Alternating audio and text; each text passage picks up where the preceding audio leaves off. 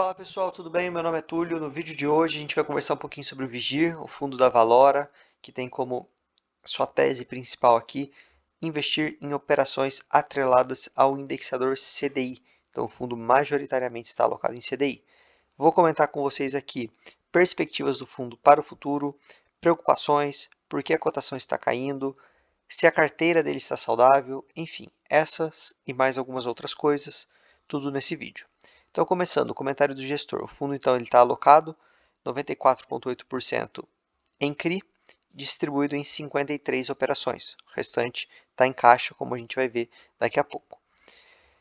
Ao longo do mês de março, então, o fundo adquiriu praticamente 30 milhões em 9 operações distintas, sendo praticamente 59% em CRIs indexados ao CDI e os restantes indexados ao IPCA. Como eu falei no começo do vídeo para vocês, a maior parte da carteira está em CDI. Entretanto, ele tem ali uma posição em IPCA. Daqui a pouco, quando a gente for olhar a lista ali de ativos, eu vou comentar o porquê. Então, ao mesmo tempo que fez esses investimentos, o fundo recebeu amortização no total de 7,3 milhões. Teve ali a quitação do CRI São José nesse valor. Tá? O fundo então distribuiu nesse mês 12 centavinhos. A gente vai olhar a DRE, ver quanto que tem ali acumulado. E agora vamos para a parte importante do vídeo. Lembrando, vou comentar sobre a qualidade de crédito da carteira. Na sequência, vou analisar ali os ativos e os gráficos. Então, uma parte complementa a outra. Essa é a mais importante, mas na sequência a gente tem que entender bem isso aqui. Então, qualidade de crédito da carteira. Considerando as últimas discussões que vêm sido veiculadas pela imprensa local especializada sobre uma eventual crise de crédito nos FIIs de CRIs, a equipe de gestão gostaria de reforçar que todos os CRIs da carteira do fundo encontram-se adimplentes. Com base nos trabalhos de monitoramento e acompanhamento, a gestão indica que a carteira continua saudável. Aqui o primeiro parênteses. A gestão está colocando que a carteira está saudável, então a gente não tem nenhum inadimplemento. Para a gente saber se a gente tem um inadimplemento próximo a algum devedor que está numa situação delicada, que está mantendo adimplente, mas que está numa situação de risco, a gente teria que ter um relatório de risco, comentando operação a operação e comentando como que está ali a operação daquele devedor.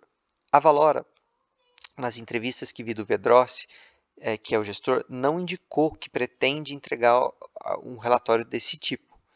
Gosto muito da gestão, acho as operações muito bem estruturadas e também tem um diferencial nos fundos da casa, que além de ter ali bem claro um veículo para IPCA, um veículo para CDI e um veículo hedge fund, dentro dos veículos IPCA e CDI, a gente tem focado basicamente em um tipo de operação. Aqui no Vigir a gente vai ver grande parte, a maior parte da carteira é focada em operação CDI residencial.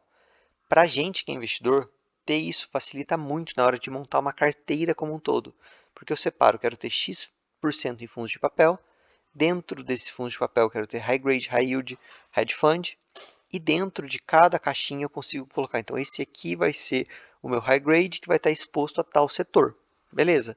Esse outro vai ser o meu high grade que vai estar exposto em outro setor, então fica muito fácil. Mas seria legal se a gestão conseguisse colocar para a gente aqui alguma operação que está sob alerta, ou alguma operação que, enfim, precisa de um pouquinho mais de atenção, seria interessante. Outro ponto, eu fiz um vídeo do Vigia há poucos dias e ainda não tinha tido a entrevista do gestor que saiu logo na sequência. Para quem quiser mais atualização ali do CRA Languiru, enfim, das operações, teve uma live no canal Ticker 11, tá, com o gestor. Então tá muito legal. Eu sei que é relativo a outro fundo, mas eu sempre gosto de indicar material aqui para vocês, então vale a pena. Seguindo o vídeo, já até enrolei demais. Na visão da gestão, embora fatores macroeconômicos exerçam um papel importante no risco de crédito, são os fatores microeconômicos que acabam sendo determinantes, ou seja, é fundamental a qualidade das garantias, inserção de mercado, capacidade de geração de caixa dos ativos em garantia e manutenção de índices de cobertura apropriados, tanto para o principal da dívida como para o fluxo de pagamentos da mesma. Exato, concordo do 300%. E gostaria que eles me falassem se as operações estão saudáveis nesse ponto, gerando caixa, tendo ali as garantias, fluxo de pagamento, se todas estiverem assim saudáveis, ficaria muito tranquilo. Se tivesse aqui mais uma linha completando isso, para mim ficaria muito bom. Pessoal, lembrando, se vocês estiverem gostando do conteúdo, dá aquele like, isso ajuda demais no vídeo. E também não deixem de se inscrever. Muita gente ainda não está inscrita. Tenho tentado melhorar cada vez mais aqui para vocês. Em breve terei novidades, então se inscrevam para não perder nada. O fundo então encerrou aqui com quase 158 mil cotistas, crescimento aqui de 13%, crescendo bastante, liquidez de 4 milhões, super tranquilo. Ele traz aqui eventos subsequentes. No início de março, o fundo adquiriu 9,4 milhões, distribuídos em 3 operações distintas, né, todas indexadas ao CDI. Então, bem legal, o fundo aqui cada vez mais trazendo operações. DRE. Então, aqui o fundo gerou mais de 14 milhões, teve aqui o resultado de 13,3 milhões, distribuiu 12,3, então conseguiu fazer aqui um caixinha que garantiu que o fundo então tem aqui um centavinho por cota, acumulado ainda não distribuído. Então vamos acompanhar isso aqui nos próximos meses para ver se de repente o fundo consegue voltar aqui a pagar os 13 centavos. Pessoal, antes de chegar aqui na carteira de ativos, quero comentar com vocês a minha tese de por que os fundos atrelados ao CDI estão sofrendo um pouquinho mais. A gente sabe que a Selic está ali praticamente no seu pico histórico, a gente sabe que o governo apresentou uma proposta de arcabouço fiscal e a gente sabe que os dados da inflação deram uma arrefecida nos últimos meses. Obviamente que isso é uma análise muito simplista se a Selic vai cair ou não. O próprio Roberto Campos Neto já trouxe ali, deu algumas entrevistas falando que a situação não é tão fácil assim. Entretanto, o mercado enxerga uma luz no fim do túnel de que a Selic possa cair, talvez até no primeiro semestre. Lembrando que a gente tem reunião em breve do Banco Central. Então, o mercado como um todo, o que ele já está precificando? Um corte na Selic, por óbvio, a gente consegue tirar um pouquinho a pressão em cima dos fundos de tijolos, que a gente já viu uma recuperação. Por outro lado, fundos atrelados ao CDI tendem a distribuir menos. Então, a gente já viu ali uma queda na cotação, ao meu ver, muito influenciada por isso. Pois bem, a gente ainda não tem certeza se a Selic vai cair. O Brasil é muito volátil, muito sensível. A gente tem matérias muito polêmicas todos os dias entrando ali no Congresso. A gente tem posicionamentos do governo que parte do mercado não gosta. Então isso pode fazer com que a Selic se mantenha alta mais tempo. Então é muito difícil a gente ter isso em mente. Então o que eu posso falar para vocês? Estudem e invistam de acordo com o produto. Você quer ter um fundo de CDI na sua carteira? Faz sentido para você? Estuda o fundo, estuda as alocações, as operações, a gestão e invista. Não invista em um fundo de CDI porque ele está pagando bem agora porque a Selic está alta. Porque vai ter volatilidade na cotação, muito provavelmente nos próximos meses. Beleza?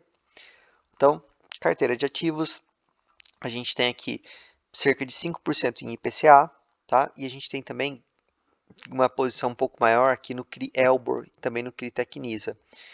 E por que a gestão faz isso?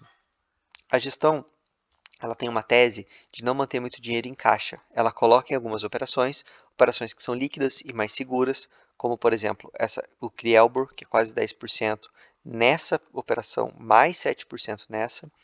E quando ele encontra uma outra oportunidade melhor, ele consegue vender essa operação, já que ela é muito líquida, e investir. Mesma teoria se aplica aqui no indexador IPCA, porque o fundo ele quer investir em CDI, mas ele encontra operações interessantes, ele coloca ali como se fosse um caixa. Além desse caixa líquido aqui em operações, ele tem mais 5%.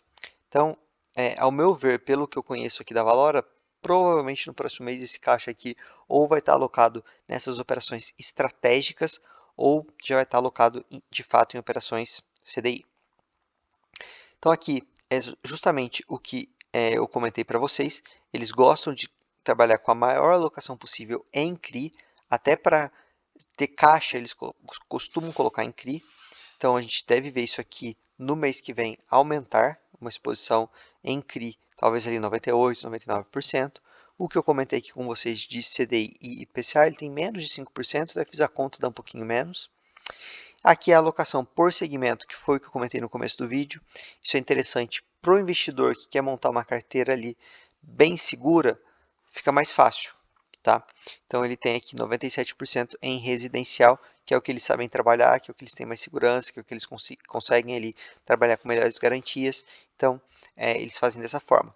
O que eu não recomendo, você como investidor ter só o vigir de fundo, porque você vai ficar exposto a um indexador que é o CDI e a um segmento que é o residencial. Diversificação sempre vale a pena.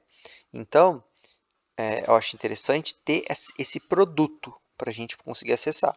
Mas para montar uma carteira, aí tem que diversificar um pouquinho mais. Pessoal, basicamente é isso. Espero que tenham gostado do vídeo. Deixem um like, se inscrevam. Lembrando, o grupo do Telegram está na descrição e no comentário fixado. Beleza? Valeu!